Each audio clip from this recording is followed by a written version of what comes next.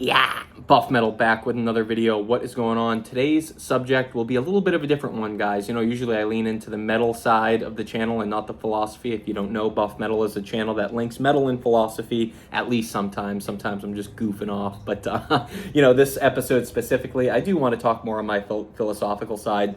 And so we're going to get into a stack of books here that I think represent, you know, a pretty good starting place for anyone looking to expand their, you know, philosophical horizons, as well as just either be entertained or have some thought candy. You know, not all these are philosophy books. Some of them are horror. Some of them are, you know, I got a graphic novel collection in here. It's just a collection of different stuff that I think kind of forms the basis for my, you know, philosophical undertones or whatever the fuck you want to call it, you know. So I have a stack of like 5 or 6 or 7 books.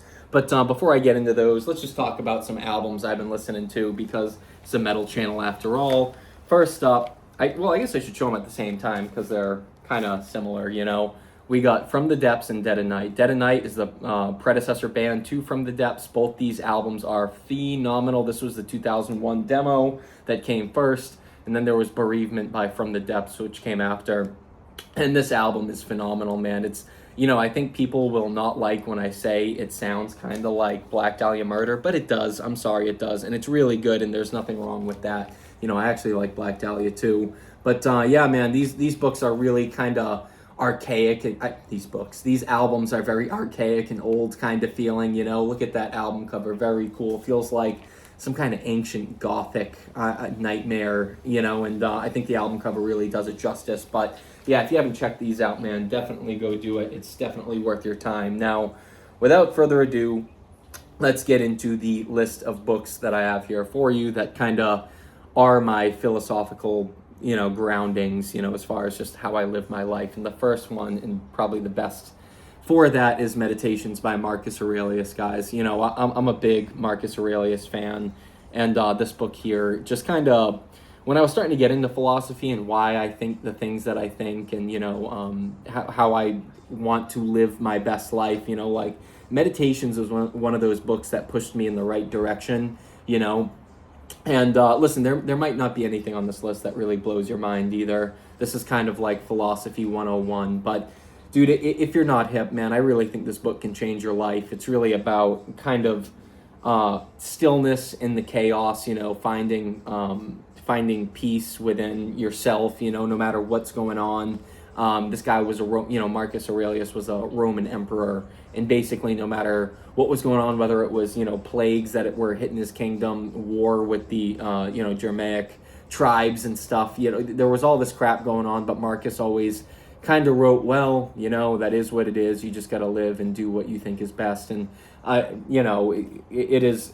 So I'll read the little blurb on the back just so you get an idea. It is in our power to have no opinion about a thing and not to be disturbed in our soul, for things themselves have no natural power to form our judgments, right? So sometimes, man, it seems like everybody has an opinion, man. I'm a music reviewer, right? Or kind of, but you don't have to have an opinion all the time. You know, sometimes you don't, instead of shit talking and stuff like that, maybe just let it go and not have an opinion on it, and just kind of, you know, don't give yourself to the darkness that is within. So I think there's great strength, you know, in Meditations and Marcus Aurelius's writings here. So if you haven't checked this out, I really think it could help you out, you know, a bunch in life. Very metal. And sometimes people think, oh, it's more metal to just kind of fucking unleash and but I think the hardest thing will always be the most metal, and self-regulation is always going to be the hardest thing.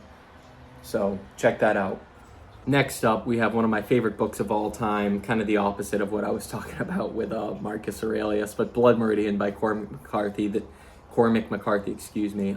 So this book is about basically a group of guys, mercenary type dudes, who travel along the Mexican border and collect scalps. And it's really just the most harrowing book about war. And, you know, there are so many great philosophical takes in this book that, dude, you really just can't beat. Cormac McCarthy is an incredible, incredible writer. And, dude, back when I was reading this book, man, I read it over and over and over again. It's very dense and kind of, it's written biblically, so it can be hard to read sometimes. But if you can get past that and you can really sit with it, right? If you can take this book and, you know, kind of tune out the rest of the world and give yourself to it, you can learn so much about man, the nature of war, what's inside us all, the evilness that is within man, you know, in the constant kind of desire to commit atrocity after atrocity. And it just goes to show, man, why war never dies. It's kind of, and this is like Judge Holden, his philosophy is, you know, it's been here as long as there's been stone, you know, as long as there's been rock and water and everything else. And it kind of goes to show that war is kind of in the nature of everything here, the destruction and the kind of like the snake, the Ouroboros, you know, going full conqueror mode with it. But yeah, dude, if you haven't checked out Blood Meridian, it's probably my favorite book of all time, and I've spent so much time reading it. It's just fantastic. So if you know, you know. Blood Meridian, I should probably have more to say about it, but you know, right at this very moment, dude, I don't know, I don't. It's been a while since I've read it, but maybe I'm due for a reread. Anyways, yeah, it was one of the books, though, that certainly formed a lot of my, I don't know, like opinions on war and stuff like that. You know, it just goes to show the great philosophy that underlines it all. So go check out Blood Meridian. Next up, we have Albert Camus with The Stranger. Dude, this is such a great, especially for summer, man, if you have like a pool or a beach to go sit out by, or a lake, wherever you're from in the US, this is such a great thing to bring with you. It's a tiny little book, and it's really about, you know, basically a guy who kills somebody. I hate spoiling it, but, you know, regardless, I think that's kind of the point of the book, is a guy who kills somebody and feels next to nothing about it. You know, he doesn't really overthink it or have too much of a care, you know, about, you know, what happened or how it went down. And it was right in the midst as he was falling in love and going to marry a girl, and there was all this going for him. But he really has no thoughts about it. And the most interesting thing is watching people have thoughts about him and his, you know, crime, and saying that he was this and that and the other thing and this evil guy. And one of my favorite things about The Stranger is kind of watching people who are essentially strangers to Marceau, I think is his name, right, if I remember correctly. But again, been a while since I read these guys, but yeah. Basically, all these people have these crazy opinions about him, and they're irrelevant to him. He's just like, you know, the ending of this book is so fucking metal, where he's basically like, yeah, you know what, the hell with it. I think they hang him and stuff, or they kill him somehow. He's put to death, you know, and he's basically like, fuck it. You know, it doesn't matter. These people, they never understood. And I almost want to read the last lines. Sorry if I'm spoiling it, but like, the thing is with books like these, man, is you have to read them regardless of the plot. The plot is not as important as what the lessons and stuff that you learn along the way. So if you've never read The Stranger by Albert Camus, definitely go check it out, man. It's just a badass damn book, man. It is it packs a punch. It's just, there's lots in here for you to mull over afterwards. And that's really the point of all these books, and the things that I really love, right, is to find things to mull over, right? I like having different things to just think about throughout the day, and philosophical fiction and philosophy books tend to give you that the most. So let's go into someone else here who's dangerously, I don't want to say, like, he's a caustic writer, you know, he'll erode your soul with his words. We have Thomas Ligotti, and this is Songs of a Dead Dreamer and Grim Scribe. So this is a collection of short stories. I actually haven't read them all yet, or if I have, it was when I was way younger, and I went back and I've been kind of chugging through some of these, and in more recent times, but I bounce back and forth between this and the next writer we'll talk about, who I'm sure you can already see here. But yeah, I spend a lot of time reading both these guys these days. But basically, you know, if you want to get into Thomas Ligotti, you should know that his view of the world is everyone is a puppet.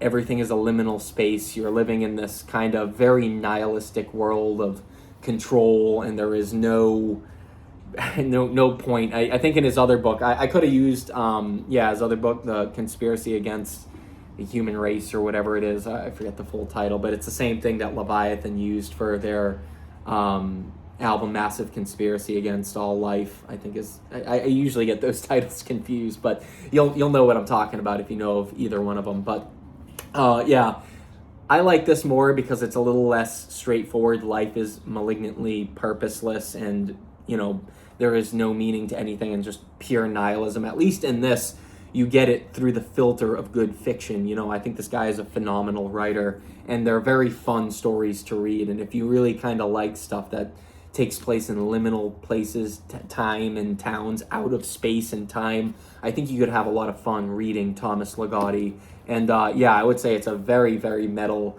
kind of way to look at the world if the metal is DSBM, you know what I'm saying? So yeah, man, go check out this collection of short stories, Songs of a Dead Dreamer and Grim Scribe.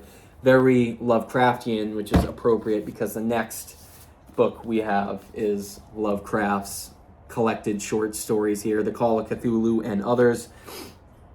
What can I say about H.P. Lovecraft, man? Again, horrors beyond the mind imaginable, you know, is the biggest fear that H.P. Lovecraft instills in most of his novels, right? The worst horror is the horror you can't even fathom. There are things in this universe so terrible, so terrifying that you can't even, you know, comprehend the horror. You know, it just breaks your mind. And that's what a lot of these stories are about, man. And again, I've read most of these.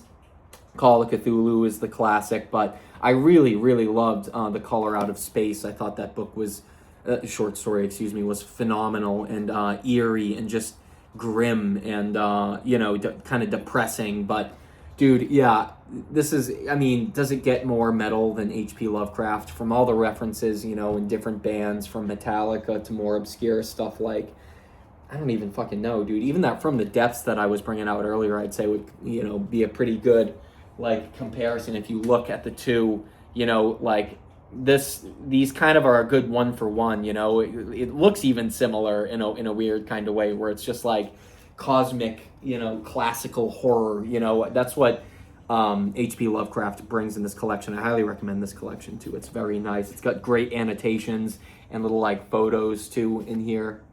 And I'm excited to finish out some of these stories. But like I said, when I don't read as much these days, but when I do, I'm bouncing back and forth basically between either Thomas Ligotti or H.P. Lovecraft, and they're heavily inspired by each other. So I highly recommend, you know, if you haven't read Lovecraft, what more can I say about Lovecraft that people don't already know? You know what I'm saying? Go check it out. It's some of the best stuff out on the block. Anyways, now we're going to get into two graphic novels, and these are both just phenomenal, man. Both are two very different vibes, but the first is From Hell. You know, this has some of the best writing about, you know, occult, philosophical, like horror, but like philosophy, magic, you know, esotericism. And this is written by Alan Moore, who is all about that kind of stuff, you know. If you're fascinated by the occult, what magic, M-A-G-I-C-K, you know, the C-K magic.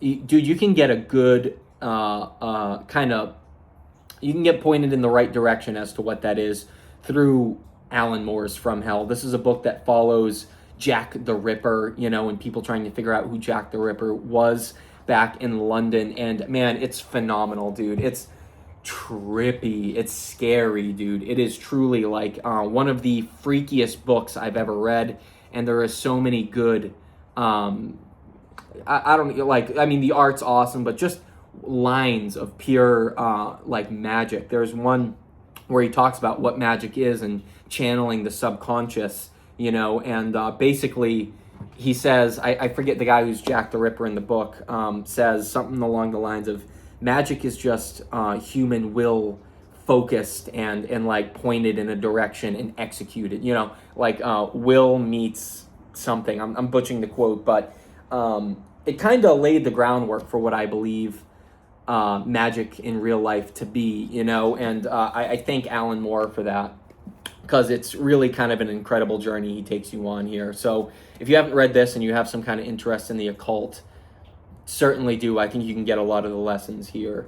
Now, last book, totally you know, this one's the most ridiculous of the heap, but if you want something that just makes you feel like a metal badass, dude, go read The Punisher Max by Garth Ennis. Man, this is one of the greatest runs of comics ever. This is just a guy who does not take shit anymore, you know. He's through and goes on a rampage, taking on villainy, scum, and, you know, clearing the streets of all wrongdoers. And I think this is one of the best collections of comics ever, especially the first two stories. One, Punisher Born, where you find out, like, or where you see how Punisher comes into being the Punisher, you know. And I've talked about this book on the channel before. It's just a great Vietnam story.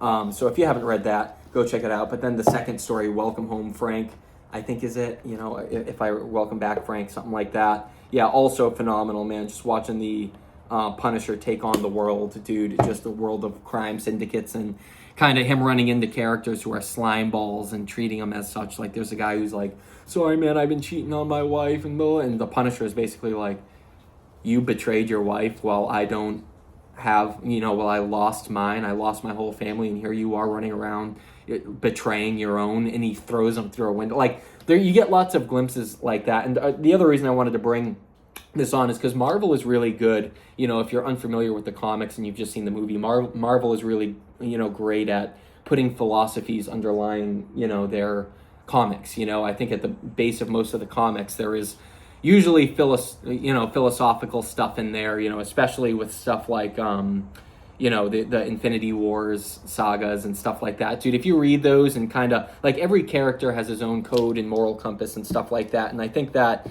is a really cool way to get philosophy, you know, if you can read comics that way. It's kind of powerful. So, yeah, man, that's it. Those are all my books that I recommend for, you know, heavy metal philosophy. And, yeah, if you like any of these or have any other recs, you know, please do let me know down below. I had a lot of fun doing this. I've kind of been wanting to get back into reading. So yeah, I'm not going to do much more book content, I'm sure, but these are some of the books that have helped me ground my, whatever my strange little philosophy is. But anyways, guys, thank you for watching.